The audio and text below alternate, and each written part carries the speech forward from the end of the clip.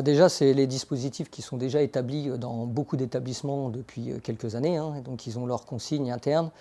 Ce qui est préconisé, effectivement, c'est que quand il y a une alerte, eh ben, que les gens qui sont sur place récupèrent leurs affaires, puisqu'ils connaissent leurs affaires. Et ensuite, c'est ce qui va rester sur place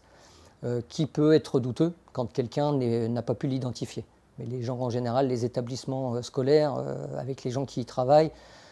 savent rapidement si c'est des affaires de quelqu'un qu'ils connaissent ou si effectivement ça n'a pas été vu. Donc à partir de ce moment-là, c'est cette chose, ce sac ou cet objet qui va paraître douteux et ce qui va nous demander d'intervenir sur cet objet. Le chien est un outil de temps en temps que nous pouvons avoir sur demande effectivement il est qualifié pour rechercher des explosifs et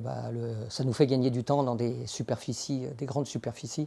de pouvoir nous faire gagner du temps pour la découverte de quelque chose. On regarde rapidement quand même, donc on jette quand même un coup d'œil rapide, mais toujours pareil, les personnels, exemple un professeur dans sa classe, quand les élèves sont partis, de par lui, il va voir effectivement s'il y a un truc suspect, parce qu'il a l'habitude de travailler là, il sait que toutes les choses se trouvent à leur place. Et effectivement, c'est cette remontée d'informations qui nous font gagner beaucoup de temps, qui va être transmise aux forces de sécurité intérieure et qui va nous faire gagner beaucoup de temps dans des salles ou dans un environnement un peu plus grand pour